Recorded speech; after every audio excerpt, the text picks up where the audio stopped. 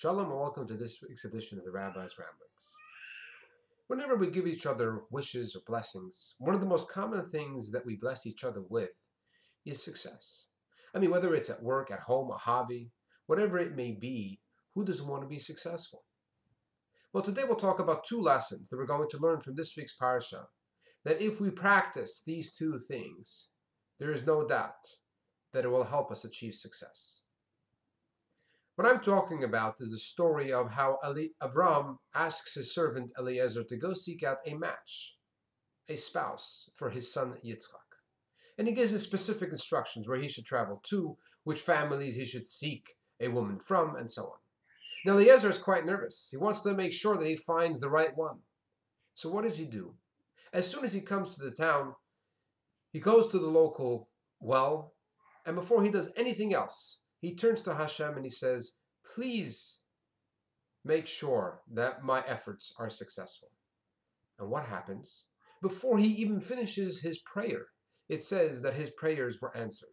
And Rebecca, comes to the well, and as the story goes on, she fits all the signs that he had set up, and he has his match. That's lesson number one. Whenever we are about to embark, whether it's on something new, whether it's a job, a hobby, whatever it may be, the first thing we should do is turn to Hashem and say, please make sure that my efforts are successful. But the second lesson is perhaps even more important. What happens is that Rebecca, invites Eliezer to her home to meet her mom, her dad, her brother, and so on.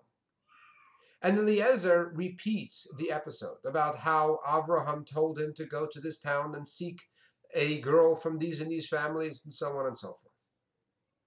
Now, Eliezer could have easily taken credit for the fact they said, I was at the well, and I saw your wonderful great daughter Rivka here. Please, can you send her as a match for my master's son? But yet he doesn't do that.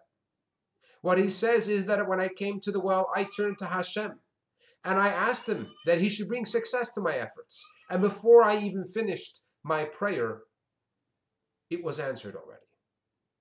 You see, sometimes after we are successful, even if before we began working on the project that we had just completed to a success, we turned to Hashem and said, please make this successful. The thing is, once we are successful, we can tend to forget the source of our success. But Eliezer teaches us that no, that even after we've found success, we've achieved the goal we set out to accomplish, still, what do we need to do?